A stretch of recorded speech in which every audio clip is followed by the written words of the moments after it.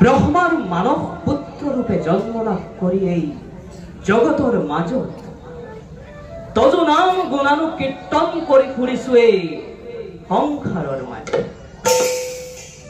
ভাবি অদ্ভুত লাগে প্রভু, ভাবি অদ্ভুত লাগে তব মৎস্য অবতারর কথা। নিরন্তর বিমোহিত হও কল্পনা করি তব কূর্ম অবতারর কথা। প্রলয়র জলত যেতিয়া সত্যব্রত রাজাক বিরাট কায় দেখুৱায় তোমাৰ এই নামৰ মাহাত্ম্য পৰিচয় দিয়া, তেতিয়া সমগ্ৰ বিশ্ব ব্ৰহ্মাণ্ডই তোমাতেই লৈছিল শৰণ। সাগৰ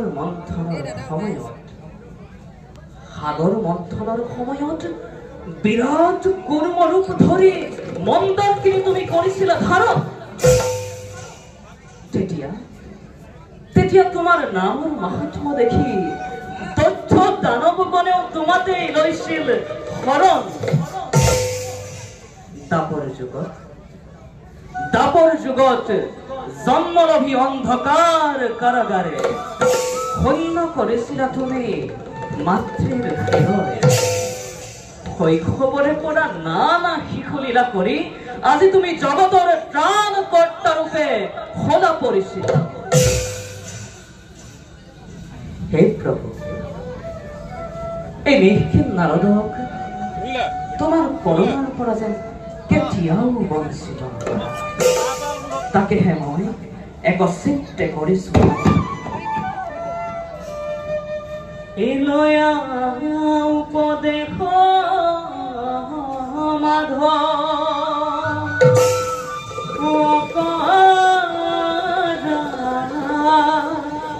ধিবা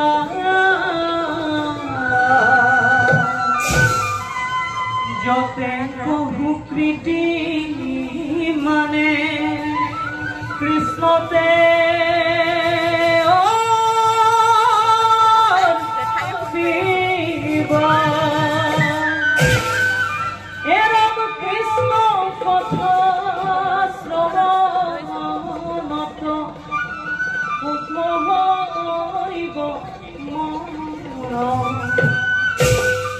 সৰ্বদায় কৰিবে কৃষ্ণ